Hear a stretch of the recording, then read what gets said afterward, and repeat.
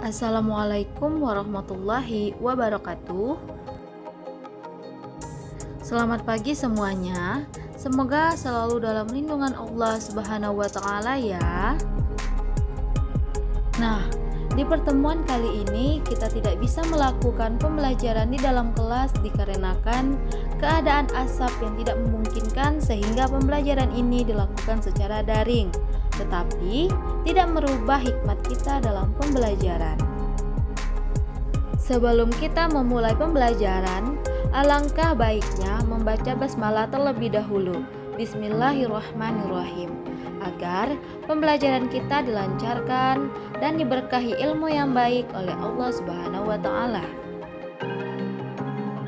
Nah, kali ini kita akan membahas tema 4 tentang globalisasi, di mana kita akan memasuki pembelajaran subtema 1, yaitu globalisasi di sekitarku. Bagaimana penjelasannya? Yuk mari kita simak. Pendamping pembelajaran 1, muatan IPS. Kerjasama negara anggota ASEAN dalam bidang sosial. Globalisasi adalah proses masuknya ruang lingkup dunia. Penyebab adanya globalisasi antara lain perkembangan teknologi dan alat komunikasi serta kemajuan alat transportasi. Perkembangan teknologi dan alat komunikasi memudahkan kerjasama antar negara. Begitu juga dengan kemajuan alat transportasi yang memudahkan barang dari luar negeri masuk ke suatu negara dan sebaliknya. Adapun kerjasama negara-negara anggota ASEAN disebabkan oleh beberapa faktor berikut. Yang pertama ada sumber daya alam. Setiap negara anggota ASEAN memiliki sumber daya alam yang beragam. Keberagaman sumber daya alam tersebut dipengaruhi oleh kenampakan alam sekitar. Ada beberapa negara yang memiliki kenampakan alam yang sama sehingga sumber daya alam yang dihasilkan pun sama, seperti Indonesia, Thailand, dan Laos yang memiliki lahan pertanian yang luas. Yang kedua, ada berada dalam wilayah yang sama. ASEAN merupakan sebuah organisasi yang didirikan oleh negara-negara dalam suatu kawasan yang sama, yaitu kawasan Asia Tenggara. Negara-negara tersebut hidup bertetangga. Hal ini mendorong terciptanya interaksi dan kerjasama antar negara. Yang ketiga, ada ilmu pengetahuan dan teknologi. Singapura merupakan negara dengan penguasaan ilmu pengetahuan dan teknologi termaju di Asia Tenggara.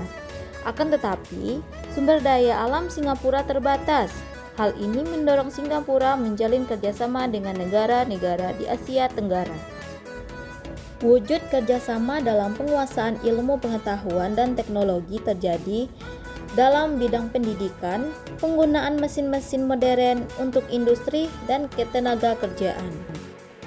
Adapun bentuk-bentuk kerjasama negara-negara anggota ASEAN dalam bidang sosial adalah contohnya penanggulangan bencana, misalnya memberikan penanganan darurat ketika terjadi bencana tsunami di Indonesia, meningkatkan kesejahteraan sosial dan membangun negara-negara ASEAN, melindungi hak-hak dan keadilan sosial penduduk negara-negara ASEAN, meningkatkan kualitas sarana kesehatan negara-negara ASEAN, meningkatkan perlindungan sosial kepada seluruh penduduk negara-negara ASEAN.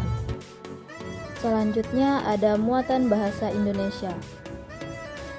Pengertian teks eksplanasi. Teks eksplanasi adalah teks yang berisi penjelasan.